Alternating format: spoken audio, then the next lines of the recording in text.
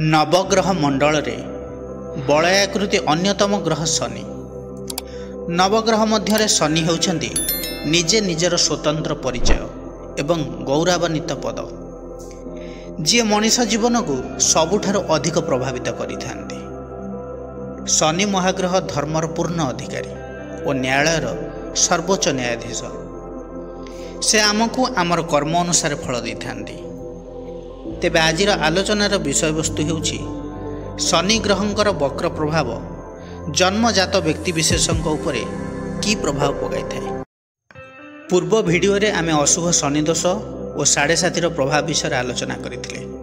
जदि आपण माने भिडियो को देखि नांती तेबे डिस्क्रिप्शन में लिंक दिया जाइछि, आपण जे देखि परिबे। भारतीय ज्योतिष शास्त्र रे ग्रह मानकर मार्गी गतिर विपरीत क्रम गति ही ग्रह मानकर वक्र गति बोली कहा जाइछि। प्रकृत रे ग्रहगण निज निजर कक्षपथरे निर्दिष्ट एक दिगरे निज निज निर्दिष्ट बेगरे गति करथांती। मात्र ग्रह मानकर गति रे तारतम्य थिबारो एवं पृथ्वी स्वयं एक निर्दिष्ट बेगरे गति करथिबारो अपेक्षाकृत भावे ग्रह माने वक्र गति रूपे प्रतीत होइथांती। फलित ज्योतिष शास्त्र रे रवि एवं चंद्र तांकर वक्रगति नहीं। राहु और केतु सर्वदा वक्रगति करथांती एवं अन्य जो 5टी ग्रह रहिले मंगल, बुध, शुक्र, शनि, बृहस्पति अधिकांश समय मार्गी गति करथिले मध्य समयक्रमे वक्र गमन करिथांती। वक्री ग्रह को बलवान ग्रह भावे परिगणित करा जायछि। वक्री ग्रह निजर उच्च राशि अवस्थान कले नीच राशि अवस्थान पर फल प्रदान करथाए एवं नीच राशि रे थिले उच्च राशि अवस्थान पर फल देइथाए। वक्री ग्रह सहित अवस्थान करुथिबा ग्रहंकर मध्य बलर ह्रास बुद्धि होइथाए। एबे आसंत जानिबा वक्री शनि जन्म कुंडली रे केउ केउ भाव रे रहिले की फल देइथांती। वक्री शनि जदि लग्न भाव रे शुभ ग्रहर प्रभाव रे थांती तेबे जातक राजनीति और कूटनीति रे प्रवीण होइथाए। जदि एही भाव धनु, मीन, मकर, कुंभ बा तुला राशि होइथाए तेबे व्यक्ति पॉलिटिक्स रे नाम कमाए एवं उच्च पदपदवी प्राप्त हेबा सहित वैभवशाली ऐश्वर्ययुक्त होइथाए। जातक संघर्ष करी स्वयं निजर भाग्योदय कराइथाए। केतेकांश देखा जाए जातक जिद्दीखोर स्वभाव होइथांती आउ अहंकारी मध्य होइथांती, किंतु कार्य करिवार अद्भुत सृजनात्मक शैली तांको पाखरे थाए। शनि जदि वक्री होई अशुभ ग्रहर प्रभाव रे आसे तेबे व्यक्ति को कुटिल नकारात्मक कराई थाए, एकांतवासी हताशायुक्त कराई थाए, भाई मानक सहित संपर्क एते भल रही न थाए। द्वितीय भाव रे वक्री शनि जदि शुभ प्रभावित होइथांती तेबे व्यक्ति विशेष विदेश रे बहुत बेसी अर्थ उपार्जन करथांती। स्वजन्म स्थान रे तांकर भाग्योदय प्रायतः विलंब रे होइथाए। व्यक्ति समस्त प्रकार शारीरिक सुरक्षा और भौतिक सामग्री पाइबा पई सबुबेले चेष्टा रे थांती एवं सेथिपई मध्य मिछर आश्रय मध्य नै थांती। शनि अशुभ ग्रह प्रभावित होइथिले व्यक्ति प्रायतः सबुबेले मिछ कहिथांती एवं कटु भाषा मध्य प्रयोग करथांती। सेमाने अनुचित अप्रासंगिक कटु सत्य कथा कही समालोचनार शिकार मध्य होइथांती। समस्त उद्देश्य रे सेमाने कहबाकू केबे कुंठाबोध प्रकाश करनथांती। जातक कुटुंब क्लेशी हेबा सह मातृ क्लेशी मध्य होइथांती। प्रबल परिश्रम द्वारा अल्प किछि धन रोजगार करिया को समान सक्षम होइथांती। तृतीय रे वक्री शनि शुभ प्रभावित होइथिले जातक प्रबल प्रभावशाली होइथाए। से गुप्त शास्त्र, ज्योतिष, योग, तंत्र, आयुर्वेद इत्यादिर उत्तम ज्ञाता होइथाए। तृतीय भाव रे शनि को शुभ कुआ जाए, किंतु देखिबा को गले शनि एतेटा शुभ होई न थाए।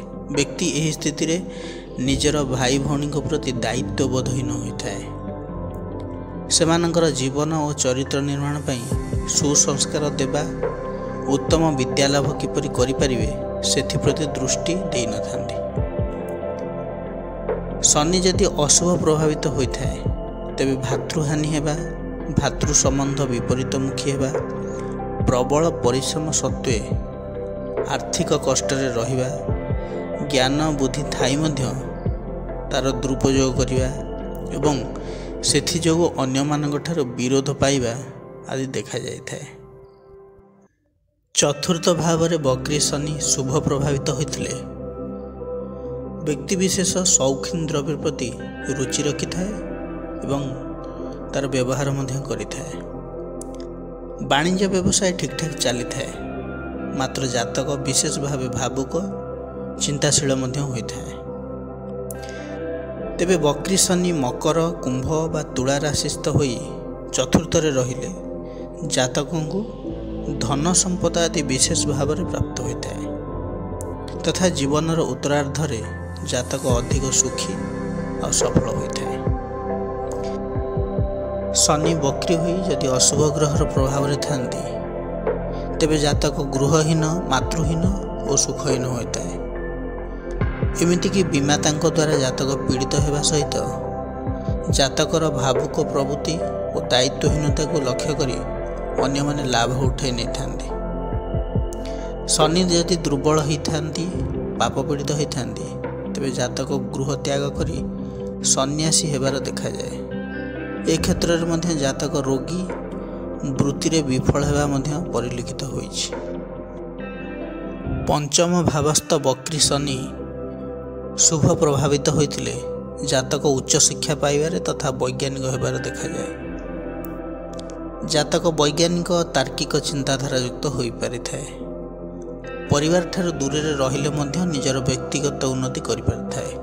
ସମାଜରେ ପ୍ରତିଷ୍ଠିତ ଜ୍ଞାନୀ ବ୍ୟକ୍ତି ହୋଇପାରିଥାଏ। ପଞ୍ଚମ ଭାବସ୍ଥ ବକ୍ରୀ ଶନି ଅଶୁଭ ପ୍ରଭାବିତ ହୋଇଥିଲେ ବ୍ୟକ୍ତିବିଶେଷ ସନ୍ତାନହୀନ ହୋଇଥାନ୍ତି ବା ସନ୍ତାନ ହାନି କରିବାର ବହୁଳ ଭାବେ ଲକ୍ଷ୍ୟ କରାଯାଇଥାଏ।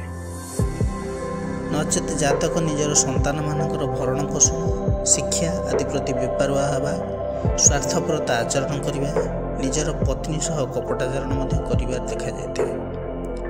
ସୃଜନାତ୍ମକ କ୍ଷମତାର ଅଭାବ ତଥା ଆଳସ୍ୟ ଓ ଅବ୍ୟବହାର ଯୋଗୁଁ ଜାତକ ନା ପରିବାରର ନା ସମାଜରେ କୌଣସିଠାରୁ ଆଦର ପାଇନଥାଏ।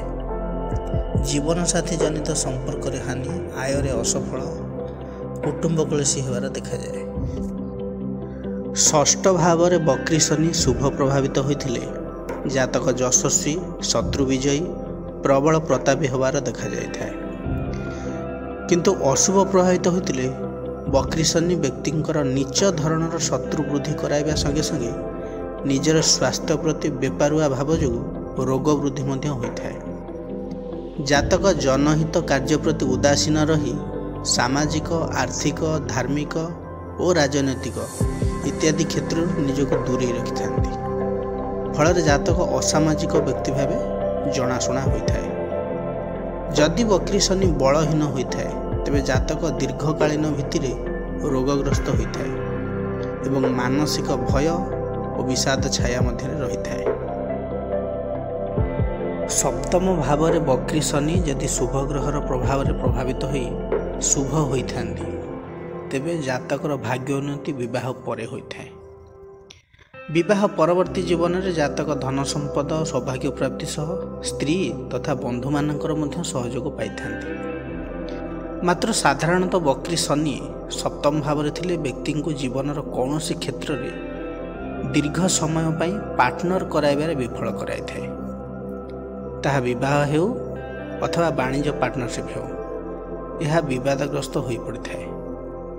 ବ୍ୟକ୍ତି ନିଜର ଅଂଶୀଦାରଙ୍କୁ ମଧ୍ୟ ସନ୍ଦେହ କରେ ଏବଂ ତାଙ୍କର ଭୁଲ ଭଟକା ବାହାର କରି ତାଙ୍କୁ ଅସୁବିଧାରେ ପକାଇଥାଏ। ଯଦି ଏହି ସପ୍ତମ ଭାବରେ ବକ୍ରୀ ଶନି ଅଶୁଭ ପ୍ରଭାବିତ ହୋଇଥାନ୍ତି ତେବେ ଜାତକଙ୍କର ବହୁ ବିବାହ ହେବାର ଦେଖାଯାଏ।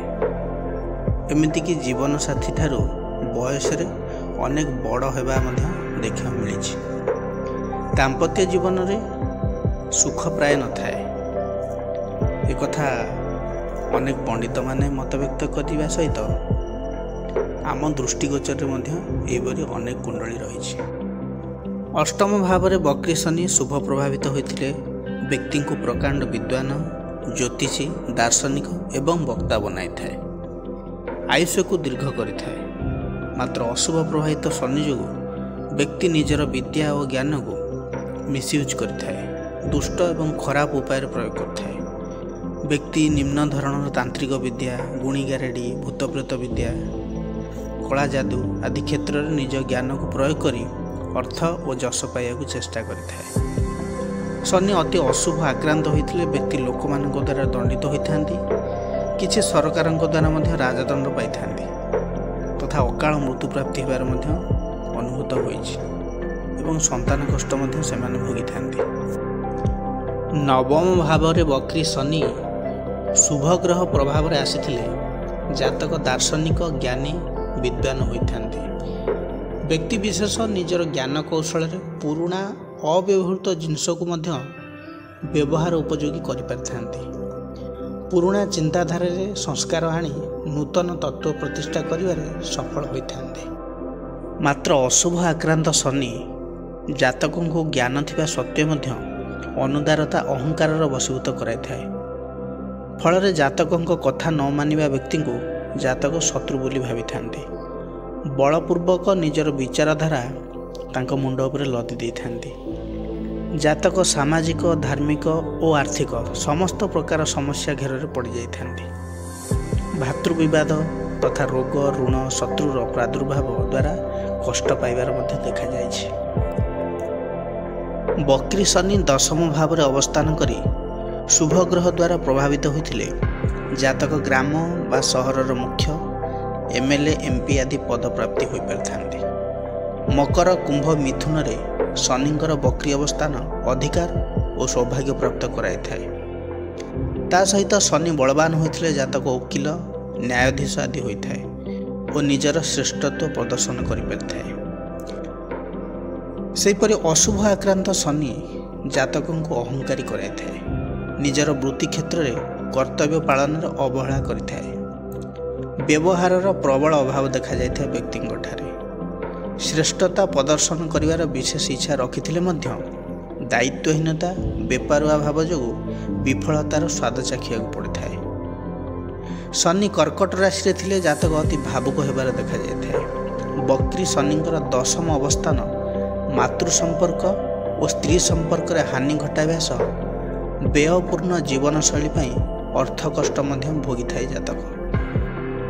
ଏକାଦଶ ଭାବରେ ବକ୍ରି ଶନି ଯଦି ଶୁଭ ପ୍ରଭାବିତ ହୋଇଥାନ୍ତି ତେବେ ଜାତକ ନିମ୍ନ ବର୍ଗର ଲୋକଙ୍କ ଦ୍ୱାରା ପ୍ରଶଂସିତ ହୋଇଥାଏ ଏବଂ ସେମାନଙ୍କ ମଧ୍ୟରେ କୀର୍ତ୍ତି ଅର୍ଜନ କରିବାକୁ ସମର୍ଥ ହୋଇଥାଏ। ନିମ୍ନ ବର୍ଗ ଲୋକଙ୍କ ସହ ଉଠାବସା କରି ସେମାନଙ୍କର ପ୍ରଶଂସା ପାଇଁ ଆନନ୍ଦ ଓ ସମ୍ମାନିତ ଅନୁଭବ କରିଥାଏ ଜାତକ। କିଛି କ୍ଷେତ୍ରରେ ବ୍ୟକ୍ତି ନିମ୍ନ ବର୍ଗର ଲୋକଙ୍କର ନେତା ରୂପରେ ରାଜନୈତିକ ସଫଳତା ପ୍ରାପ୍ତି ହେବାର ମଧ୍ୟ ଦେଖାଯାଇଛି। ମାତ୍ର ଅଶୁଭ ପ୍ରଭାବିତ ବକ୍ରି ଶନି ଜାତକଙ୍କୁ ଆତ୍ମପ୍ରଶଂସା ପ୍ରିୟ କରାଇବା ଯୋଗୁଁ ପ୍ରଶଂସା ନ ପାଇଲେ ଉତ୍ତ୍ୟକ୍ତ କରି ପକାଏ। ଚାଲାକ ବ୍ୟକ୍ତିମାନେ ମିଥ୍ୟା ପ୍ରଶଂସା କରି ନିଜର କାମ ହାସଲ କରି ନେଇଥାନ୍ତି ସେହି ବ୍ୟକ୍ତିଙ୍କଠାରୁ। ସ୍ତ୍ରୀ ଓ ସନ୍ତାନ ସୁଖ ପ୍ରତିକୂଳ ପ୍ରଭାବଗ୍ରସ୍ତ ହୋଇଥାଏ। ପ୍ରାୟତଃ ସେମାନଙ୍କର ସ୍ନାୟବିକ ଦୁର୍ବଳତାଟା ରହିଥାଏ।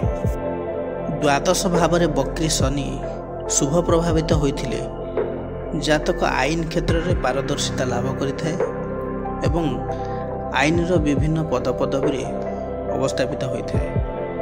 ଉଚ୍ଚ ପଦପ୍ରାପ୍ତି ଘଟିଥାଏ।